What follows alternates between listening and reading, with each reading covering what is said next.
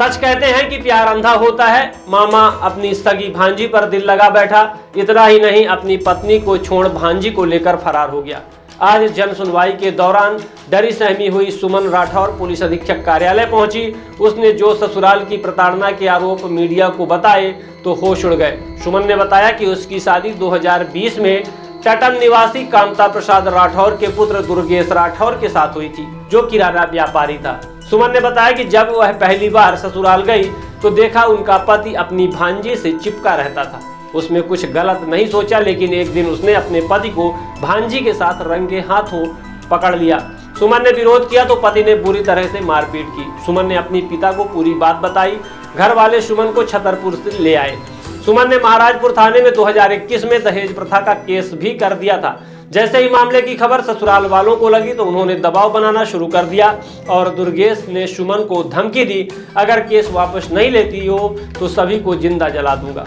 अगर वापस लेती हो तो अब मैं हमेशा अच्छे से रहूंगा, कभी भांजी से बात भी नहीं करूंगा। सुमन डर गई और उसकी बात मान ली, अपना केस वापस ले लिया। सुमन फिर ससुराल पहुंच गई। 1 माह तक ठीक ठाक रहा, फिर मारपीट करने लगे, भांजी से बात करने लगा। सुमन ने विरोध किया तो उसको मिट्टी के दिए से जला दिया, जिससे उसका आधा बदन बुरी तरह से जल गया। सुमन के पति ने फिर से सुमन को धमकी दी, अगर किसी को यह बताया कि हमने जलाया है तो जिंदा नहीं बचोगी, जिससे सुमन ने मुंह नहीं खोला। इसके बाद उसका पति अपनी सगी भांजी को लेकर फरार हो गया। जब सुमन अपने ससुर से अपने पति के बारे में पूछती है तो कोई जवाब नहीं देता। इतना ही नहीं, सुमन ने बताया कि उसके 2 जेठ हैं, संतोष राठौर और तुलसीदास राठौर, जिनकी शादी नहीं हुई है। वह भी मेरे ऊपर बुरी नज़र रखते हैं, मौका पाते ही छेड़छाड़ करते हैं। अब सुमन न्याय के लिए एसपी ऑफिस पहुंची है। आइए सुनते हैं पीड़िता का क्या कहना है। सुमन राठौर। क्या हुआ था आपके साथ?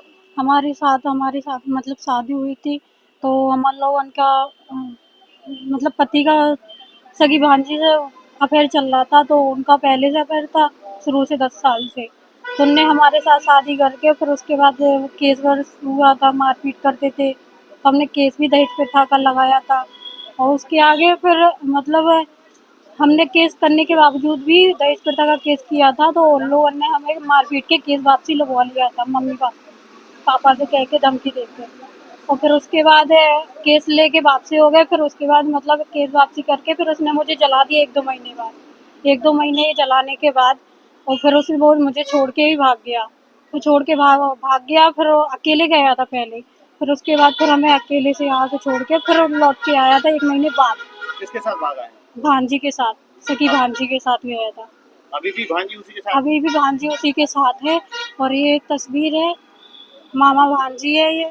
जहाँ कहीं भी हो इनको यहीं पे मतलब है, इनको छोड़ना नहीं है। जहाँ तर जैसे मेरे साथ हुआ है, इन लोगों ने मुझे जलाया है, वैसे भी इन लोगों के साथ ऐसे ही होना चाहिए। छोड़ना नहीं चाहिए इन लोगों को, ऐसे आदमी को।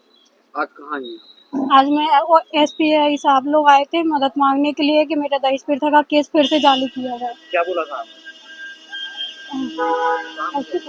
बोला था कि हम इस फाइल को महाराजपुर पहुंचा के फिर उसको फिर से निकलवाएंगे। वो